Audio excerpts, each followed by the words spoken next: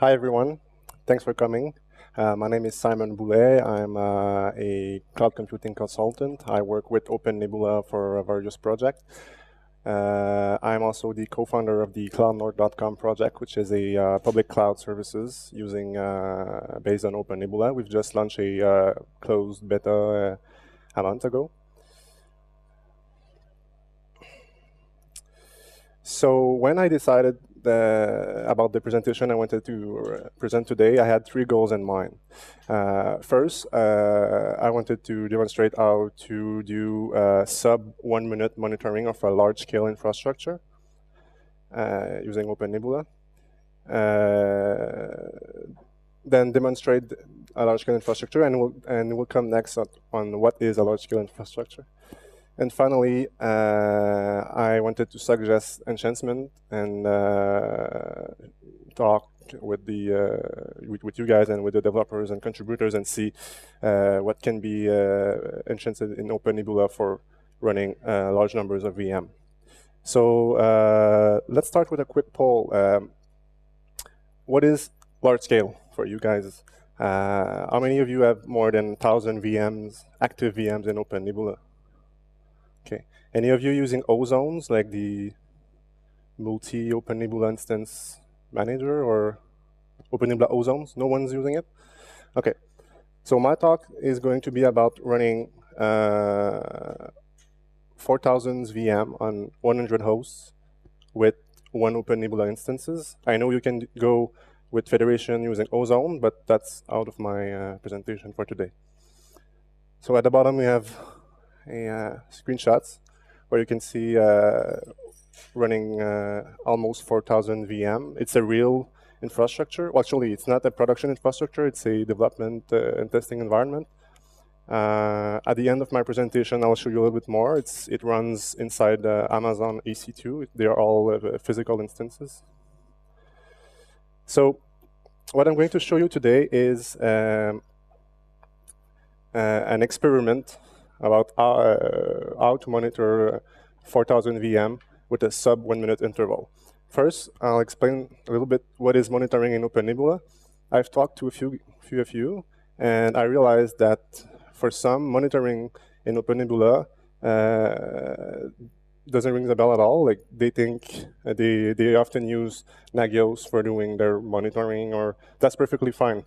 But in OpenNebula, there's monitoring as well. OpenNebula checks your VM status every minutes or 5 minutes. Also, it has support for built-in metrics like the CPU, memory, and these are reported on your dashboard when you log into Sunstone. You can add as many metrics as you like. They get automatically inserted into the VM template, as long as you have a custom driver. Just a short note, for the CloudNord project, we have full custom drivers. We have three data store driver, one transfer driver, one VMM driver, and one information driver. They are all customs. But OpenNebula injects the metrics automatically into your VM template. For example, they could be load average. For example, OpenNebula doesn't have support for reporting load average, but you could. We use this to report SMTP connections limit as well, to prevent spammers from using our services, etc., etc. You can also use hooks to play with the, well, actually, you can't use hooks to manage the metrics, but you could use various scripts to pull the VM template and use those metrics to do various things. For example, just to come back with our SMTP limitations we have in CloudNord, well, we pull the number of SMTP connections, and we can automatically stop VM that are suspicious.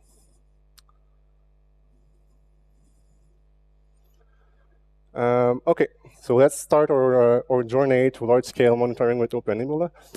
One of the few things, the first thing you need to know is don't expect the default configuration to work optimally.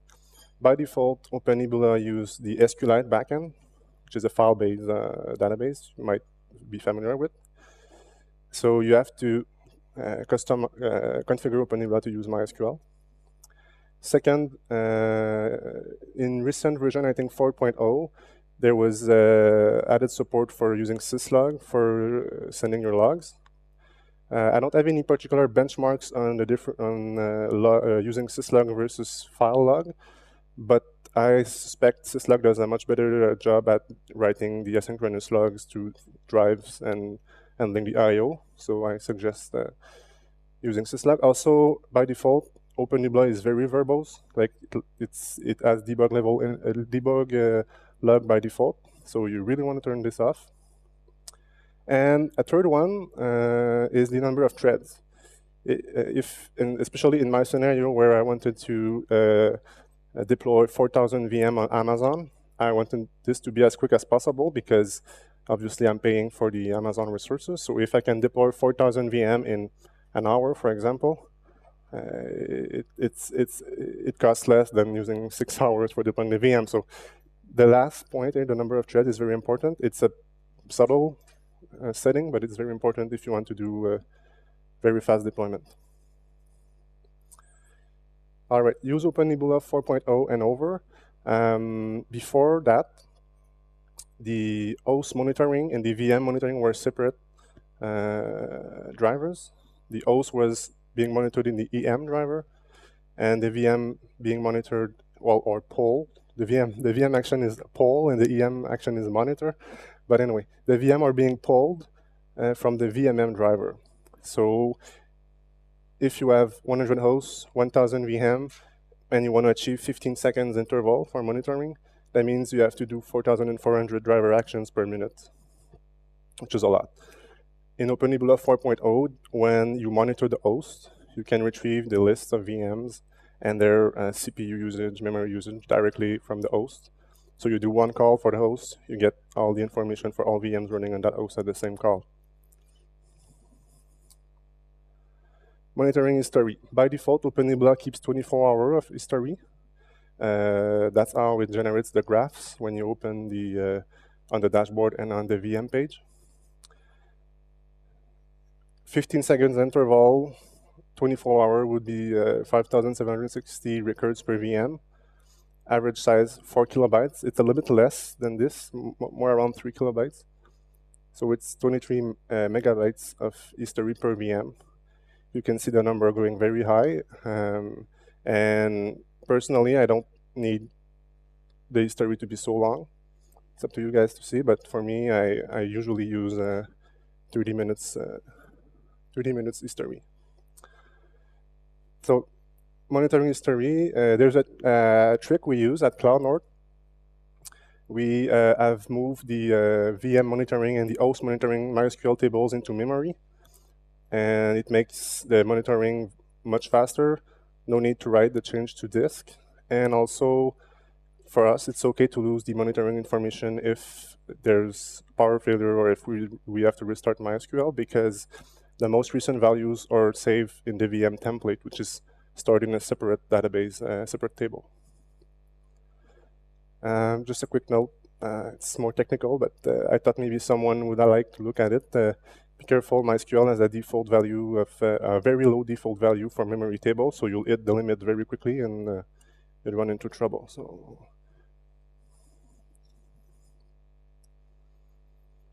yeah, what's your load average? It's not necessarily something related to the monitoring of OpenNebula, but in current version of OpenNebula, there's a limit of 15 XML RPC connections.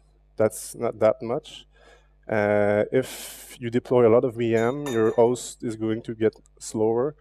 Your XML RPC response are going to be slower as well, and you'll reach the limit very quickly. You'll see these errors in Sunstone. Some of the options are to wait for 4.4. 4.4 as the option to change the value. Or one other trick as well is to try to reduce the load average when the load of your server when doing the deployment by reducing the amount of VMs you are deploying at the same time. We use the 4.2 OpenNebula with the backported XML RPC patch. We have our own Git repo where we backport some of the patch, and we are also sending out the patch through patch to the project as well. All right. DNS names. When you name a host in OpenNebula, the name is used for the monitoring. So you want to make sure that you reduce DNS query as much as possible by using a local caching name server. For us, it did help quite a bit, and especially if there's a network hookup or something wrong with your DNS server, you don't end up with false state changes in OpenNebula. Might depend on your setup, but for us, we've seen an important optimization there.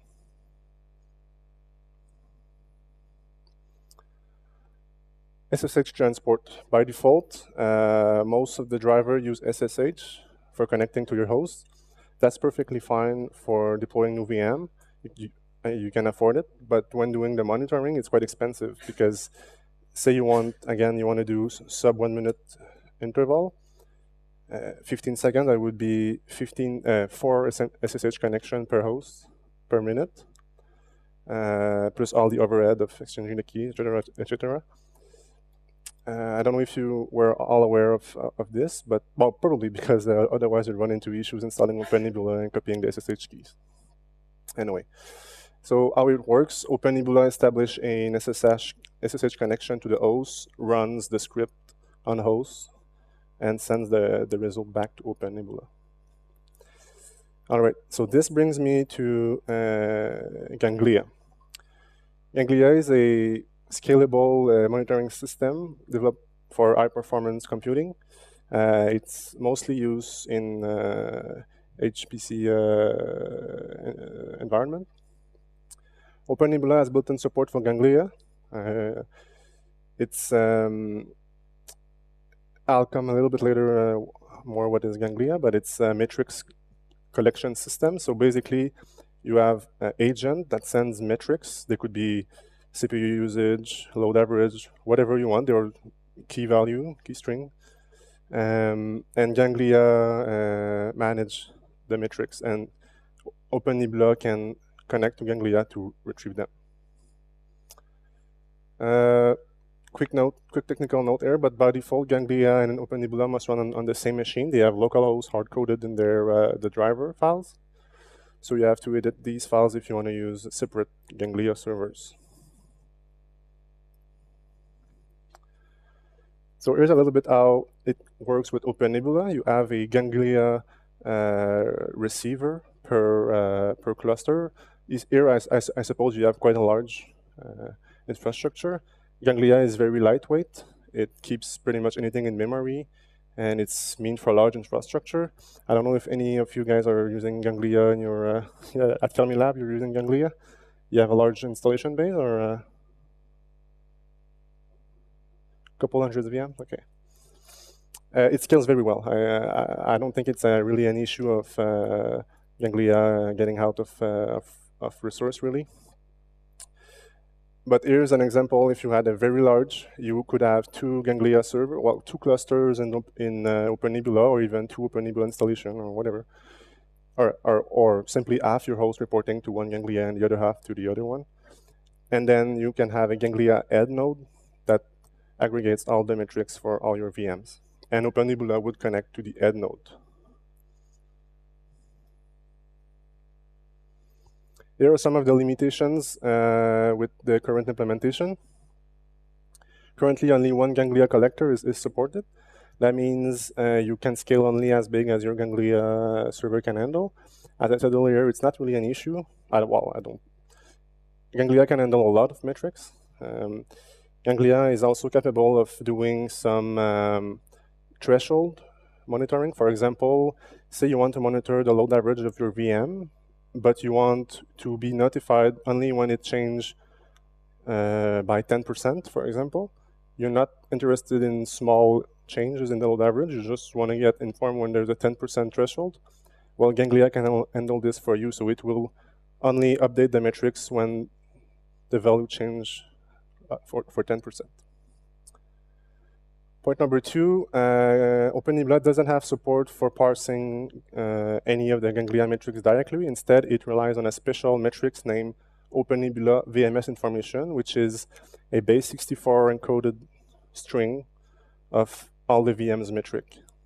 So what does it mean is you have to install a script on your host to publish that metric every hour, every minute, or even less. If you want to do 15-second monitoring, it means you have to run the script every 15 seconds on the host to push the metric to Ganglia. Last but not the least, and I'm a little bit surprised no one ever reported this issue, or maybe it's a configuration in my environment, but Ganglia is packet-based, and it has a maximum length of 1,392 bytes for a metric. So if you have more than 10 VMs per host, which is not that much, Ganglia won't be able to properly report your VM metrics to OpenNebula. That's the current limitation in the way OpenNebula use Ganglia for reporting. OSS-Flow. Anyone familiar with OSS-Flow? Okay. OSS-Flow is similar. I won't read you can go look online what's OSS-Flow, but it's very similar to Ganglia. In fact, OSS-Flow is the part that will run on your hosts, on your hypervisors, and Ganglia is used for receiving the metrics. So OSS-Flow is used for generating the metrics, and Ganglia can be used to receive the metrics. So here's a little bit. You will have OSS-Flow running on each of your hosts, reporting the metrics to Ganglia server. And then with Ganglia, you could generate the graphs. That's something else as well that's interesting with OSS-Flow compared to the current Ganglia implementation in OpenNebula is, since with Ganglia and OpenNebula, you have to submit a specific metrics. As I said, it's a base 64 encoded metrics, which is specific to OpenNebula. It's not useful for generating graphs because Ganglia doesn't know it's base 64, doesn't understand the format for what you're sending. But if you're using OSS-Flow, the metric name are standard, and I'll come to the metric name after. And they are standard metrics like integer and regular metrics, so you can get the graphs as well as a bonus for all your VM. You can get the graphs in Ganglia.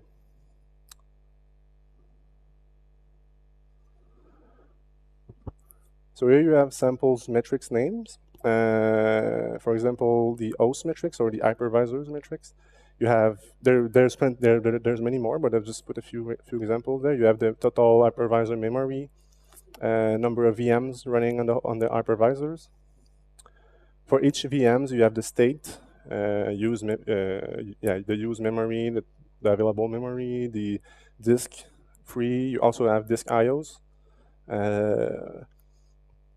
So it gathers a lot more metrics, which are very useful. And as I said earlier, OpenNebula has support for automatically adding any metrics to the VM templates. So it will inject as long as you have an OSS-Flow driver, and I'll come to the OSS-Flow driver very soon.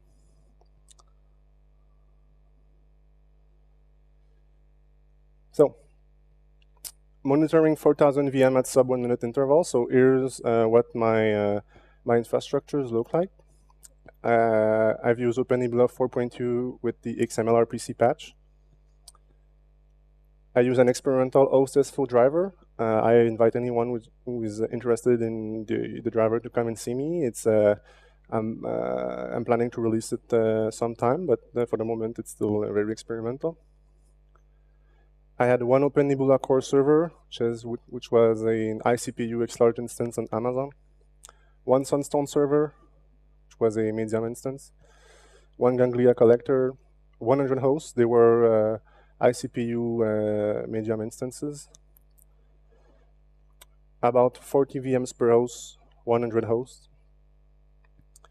So 4,000 VM, running an OpenVZ driver. There's one available online, which is not in the official release of OpenNebula yet, but there's an OpenNebula driver available, but I use a different one. It's a custom driver. And I had 15-second polling and monitoring interval configured in OpenNebula. And to be honest, the monitoring interval, because OpenNebula would try to achieve the 15 seconds, but it was a little bit too heavy for the server. So the range was between 15 seconds and 60 seconds interval.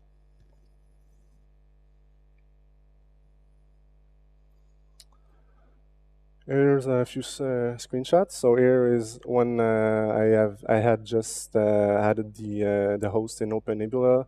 Those familiar with Amazon will recognize the instance ID and the name of the host. They were rather small memory instances because those that are familiar with OpenVZ, it's pretty good at packing a lot of VM on the host, and it ran on Amazon as well. So for me, it was ideal.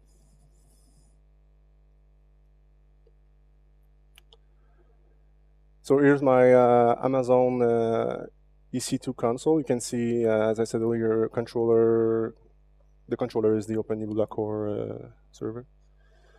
Ganglia Sunstone.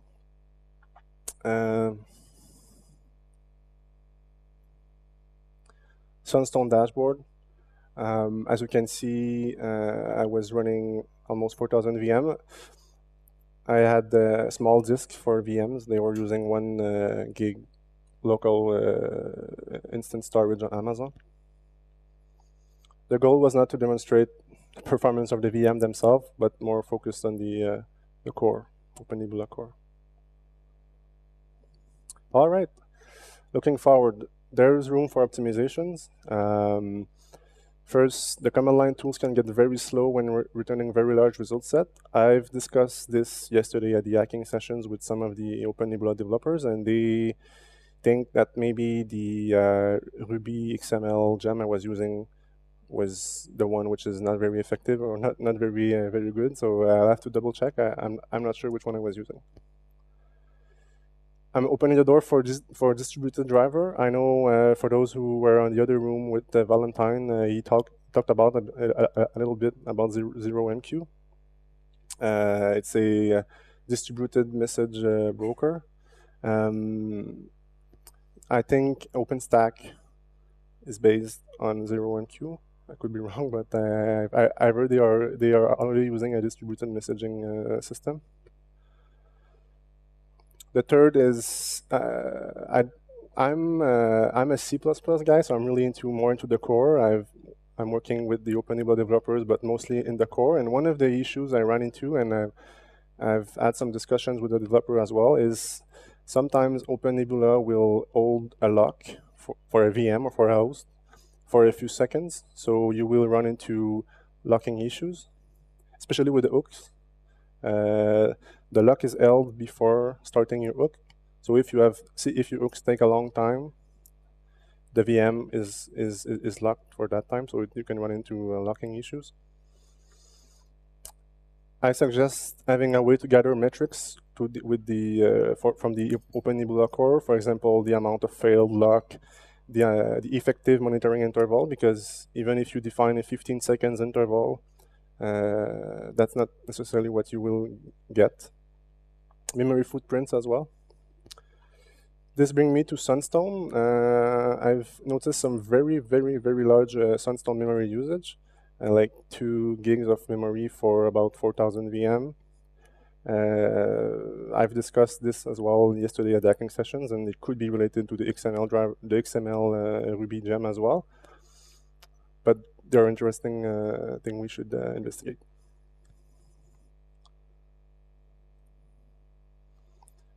Before I take any questions, here's my one of my favorite quote. It's from Christopher Barry. I don't think Christopher made it today, but it's available on the user testimonials. I find OpenNebula to be very elegant as well. It has C++ bones, Ruby muscles, and Bash tendons. It's extensible and understandable. I think many of you will be okay with this as well. That's it. Any questions? Yes?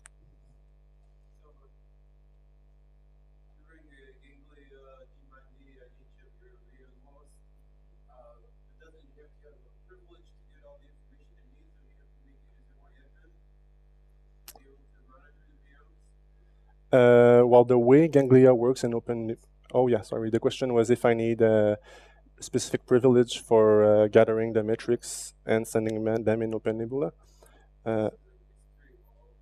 By default, it depends. By default, the Ganglia implementation in OpenNebula use a script that parse your, I think they use libvirt, or maybe it depends of your hypervisor, but the script runs as root, gathers the information, and then push the information to Ganglia. So there's no, I mean, unless this script for some reason has problems with it, but the metrics are pushed to Ganglia. So Ganglia doesn't have to run as root at all.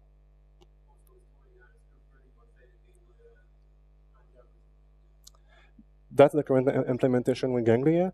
If we go with OSS-Flow, OSS-Flow use libvirt. So then you have to be running libvirt-d, which is running as root most of the time to retrieve the hypervisor metrics.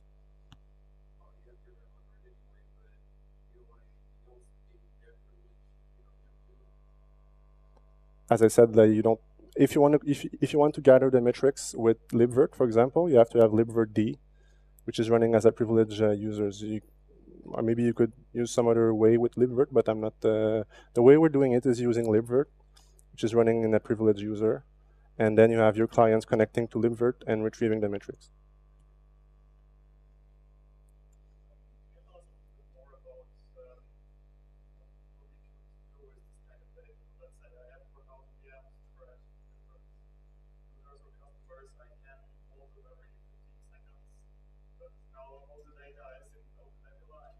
Yes, it's a good question.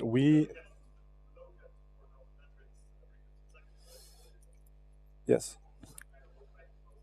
The question is there anything like we can make good use of those metrics? It's good to collect them at 15 seconds, but how can we use them? I would say there's three things. First, we use the metrics for sending out. For example, we've completely replaced the VM. We had Nagios pinging the IP addresses of our different VM. Now we can rely on OpenNebula. OpenNebula is much more effective at looking if the VM is available or not. You could also, I'm not sure if the app flow, I'm not exactly sure how they use the metrics. Maybe you can come late after my presentation. We can ask exactly how the flow component use the metrics. And otherwise, for Cloud North, we have a dashboard, a custom dashboard where we've added the load average, SMTP limit, and other metrics. I suppose you could also add them to your Sunstone interface if you want. Maybe something that we're looking at would be to have some way of having hooks for the monitoring engine, perhaps like launching a hook, looking if any of the report had high load average, and then automatically push the notification to Nagios or whatever. But I like the fact that OpenNebula can be used to gather the metrics. It's much more effective because it does it anyway. Any other questions? Yeah.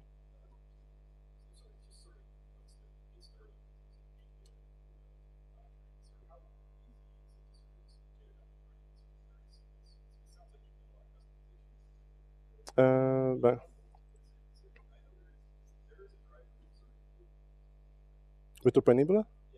Yeah, sure.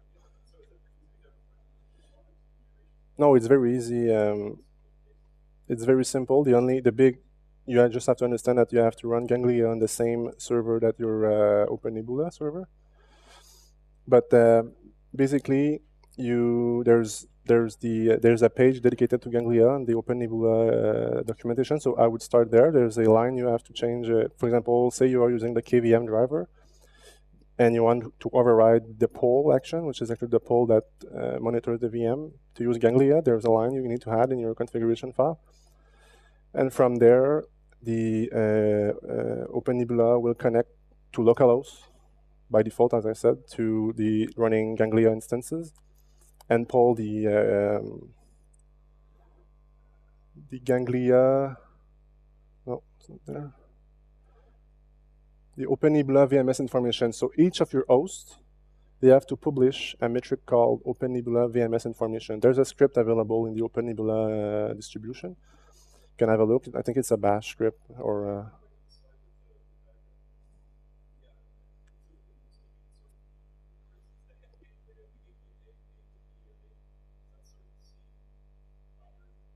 yeah. Yeah, of course. Yes, Ganglia is all based around having a hierarchy, and you have grid, and you have so it's meant to be used large scale. Like I don't think, as I said, I don't think Ganglia is going to be.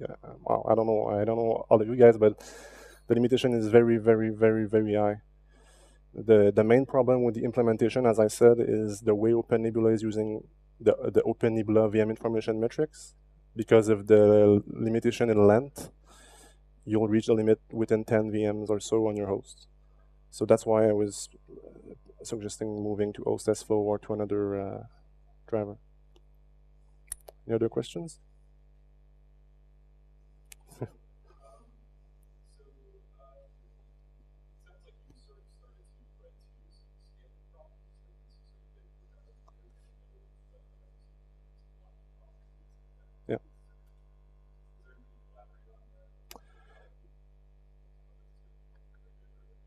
Yeah, the question was if I run, like, can I elaborate more on the scaling issues I've had?